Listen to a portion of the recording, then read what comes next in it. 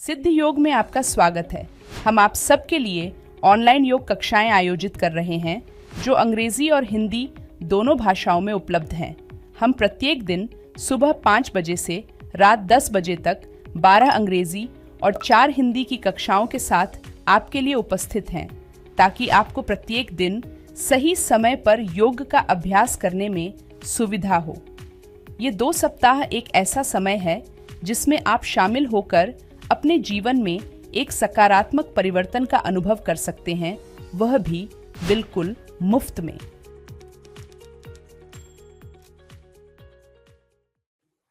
दोस्तों, क्या आप में एकाग्रता की कमी है?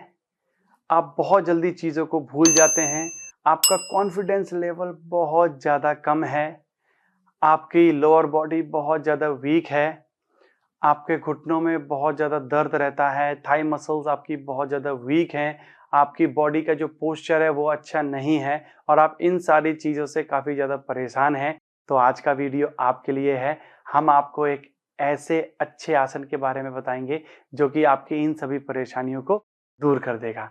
मैं अतुल मिश्रा सिद्ध योगा से आपका स्वागत करता हूं। दोस्तों, इस वीडियो में हम लोग प्रैक्टिस करने वाले हैं वीरभद्रासन 2 की, जिसका कि इंग्लिश में नाम है वॉरियर 2 पोज। तो पहले हम इस आसन की कॉन्ट्रा इंडिकेशंस को समझ लेते हैं कि अगर आपको लोअर बॉडी से रिलेटेड कोई इंजरी है, आपको नी में पेन है, आपको अर्थराइटिस की समस्या है, आपको एंकल जॉइंट से रिलेटेड कोई इंजरी है, आपको हिप से रिलेटेड कोई इंजरी है, या फिर आपको आपकी लोअर बैक से रिलेटेड कोई इंजरी हुई है, आपको शोल्डर में पेन है, या फिर आपको नेक से रिलेटेड कोई प्रॉब्लम है, या फिर आपको हाई ब्लड प्रेशर या लो ब्लड प्रेशर की समस्या है, तो आपको इस आसन का अभ्यास नहीं करना है। अगर फिर भी आप इस आसन का अभ्यास करते हैं तो आपको किसी अच्छे योगा टीचर के सानिध्य में ही इस आसन का अभ्यास करना है। तो चलिए शुरुआत करते हैं अपने आसन की। तो सबसे पहले आपको स्टैंडिंग पोजीशन में खड़े हो जाना है। यह आसन जो है वो स्टैंडिंग पोस्चर्स में आता है, तो इसलिए इस आसन का अभ्यास हम खड़े होकर करेंगे। तो दोनों हाथों को अपनी बॉडी के साइड से रखेंगे, फिर उसके बाद दोनों हाथों को अपनी कमर पर रखना है और दोनों पैरों के बीच में हमें 3.5 से 4 फीट का गैप ले लेना है। अगर आप चाहें तो इस तरीके से मैट पर खड़े होकर भी अपने बाएं पैर को पीछे ले सकते हैं। इस तरीके से भी आप इस पोजीशन में आ सकते हैं। तो दोनों फीट जो है आपके पैरेलल रहेंगे, दोनों एड़ियां आपकी एक ही लाइन में रहेगी, हाथ अपनी कमर पर रहेंगे, शोल्डर्स रिलैक्स रहेंगे, पेल्विक बोन सामने की तरफ रहेगी। अब सबसे पहले हम अपने पैरों की पोजीशन ले लेते हैं। तो हमें अपने राइट फीट यानी कि सीधे पैर को 90 डिग्री पर टर्न करना है। जब आप अपने सीधे पैर को 90 डिग्री पर टर्न करते हैं तो ध्यान रखिए आपकी इस बॉडी पार्ट में या इस बॉडी पार्ट में कोई मूवमेंट नहीं होगी। आपको ना तो अपने शोल्डर को टिल्ट करना है, ना ही पेल्विक बोन को। तो धीरे से आप अपने राइट पैर को 90 डिग्री पर और लेफ्ट पैर को अपने 45 डिग्री पर टर्न करके इस तरीके से आपको पोजीशन ले लेनी है। ध्यान रहे आपकी जो दोनों पैर की एड़ियां हैं, हील्स हैं, वो एक लाइन में रहेगी और आपकी जो दोनों पेल्विक बोन है वो भी एक लाइन में रहेगी। उसके बाद आपको अपने दोनों हाथों को अपनी शोल्डर की लाइन में लेके आना है। तो दोनों हाथ आपके शोल्डर लाइन में रहेंगे, ठीक है। आपको इस तरीके से एक हाथ एक ऊपर नीचे नहीं करना है, आपको दोनों हाथ एक लाइन में रखने हैं। उसके बाद आप अपने दाएं पैर को धीरे धीरे अपने घुटने से मोड़ेंगे। जब आप अपने दाएं पैर को घुटने से मोड़ते हैं तो ध्यान रखना है मोड़ते हुए आपको इस तरीके से अपनी बॉडी को नहीं झुकाना है। ध्यान रहे आपकी जो अपर बॉडी है वो स्ट्रेट रहेगी, स्पाइन जो है वो स्ट्रेट रहेगी, हाथ दोनों आपके शोल्डर की लाइन में रहेंगे। और यहां पर आपको ध्यान रखना है कि जब आप अपने पैर को मोड़ रहे हैं, ओके, जब आप इस पैर को मोड़ते हैं तो आपको बहुत ज्यादा इस पैर को नहीं मोड़ना है। यानी कि जब आप पोजीशन में हैं तो आप अपने पैर को मोड़ रहे हैं तो इस तरीके से आपको ज्यादा अपने पैर को बेंड नहीं करना है। आपको इतना ही बेंड करना है कि आपका जो घुटने का जोड़ है और आपका जो एंकल जॉइंट का जोड़ है, यानी कि आपका एंकल और नी एक लाइन में आने चाहिए। इससे ज्यादा आपको नहीं बेंड करना है अपने नी को। हाथ दोनों शोल्डर की लाइन में रहेंगे।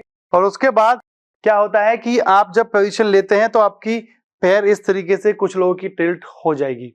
तो यहाँ पर आपको ध्यान रखना है कि आपको इस तरीके से अपने पैर को ओपन करना है। आपका जो नी है वो आपकी पेल्विक बोन की लाइन में ही रहेगा। इस तरीके से आपको अपने घुटने को नहीं झुकने देना है। यहाँ पर इस तरीके से शोल्डर दोनों और हाथ आपके एक लाइन में रहेंगे, स्पाइन इस तरीके से स्ट्रेट रहेगी, तो आपकी पेल्विक बोन और शोल्डर एक स्क्वायर बनाएंगे सामने की तरफ।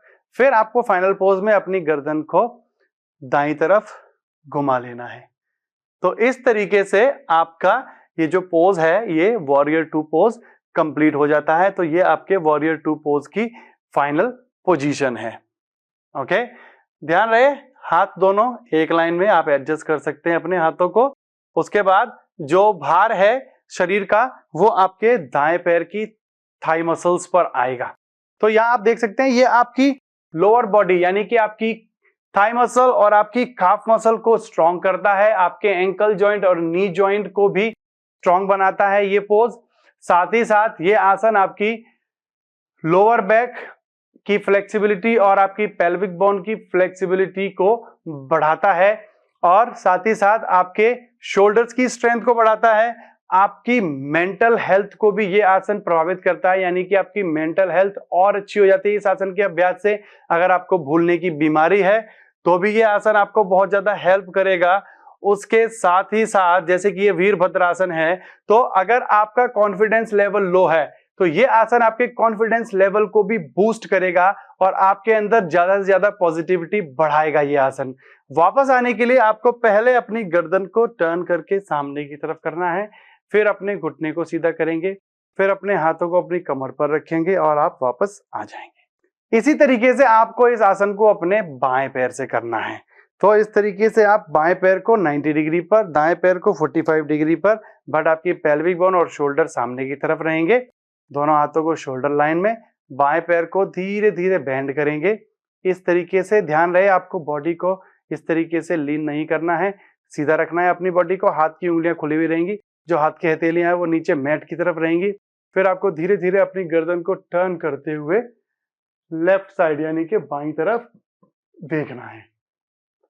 तो यहां आप इस आसन को होल्ड करेंगे, ब्रीथिंग कंटिन्यू रखनी है फाइनल पोज में। ध्यान दीजिए आपकी लेफ्ट थाई पर प्रेशर आएगा, लेफ्ट काफ मसल्स आपकी स्ट्रांग होंगी, आपकी स्पाइन बिल्कुल सीधी रहेगी। वापस आने के लिए पहले अपनी गर्दन को सामने की तरफ, ओके, उसके बाद अपने घुटने को सीधा करेंगे, दोनों हाथों को अपनी कमर पर वापस रखेंगे, पैर को इस तरीके से मोड़ेंगे और धीरे धीरे दोनों पैरों को मिलाकर आप खड़े होने की पोजीशन में आ जाएंगे। तो इस तरीके से हमें वीरभद्रासन 2 यानी कि वॉरियर पोज 2 का हमें अभ्यास करना है। ये आसन बहुत ही अच्छा है, इसके बेनिफिट हम आपको फिंगर्स पर नहीं गिना सकते। ये आपको बहुत ज्यादा बेनिफिट देता है, आपके डाइजेशन को भी बेटर बनाता है, आपके पोस्चर को भी बेटर बनाता है, आपकी मेंटल हेल्थ को भी बहुत ज्यादा अच्छा कर देता है, आपके नर्वस सिस्टम को स्टिमुलेट करता है, आपका बॉडी, ब्रीथिंग और माइंड का कनेक्शन भी अच्छा हो जाता है इस आसन के अभ्यास से, और पॉजिटिविटी को बहुत ज्यादा बढ़ा देता है आपके अंदर। तो इस आसन को आपको 2 से 3 सेट, और जो टाइमिंग है होल्ड करने का वो 30 सेकंड से 40 सेकंड या फिर 50 सेकंड तक भी आप इस आसन को होल्ड कर सकते हैं। बट एज अ बिगिनर मैं आपको एडवाइस दूंगा कि आप 20 से 30 सेकंड तक ही इस आसन को होल्ड करें। अलाइनमेंट का सबसे ज्यादा ध्यान रखना है। तो इसी तरीके से आप प्रैक्टिस करते रहिए। हम जल्दी आपसे मिलते हैं अगले वीडियो में, तब तक के लिए नमस्कार।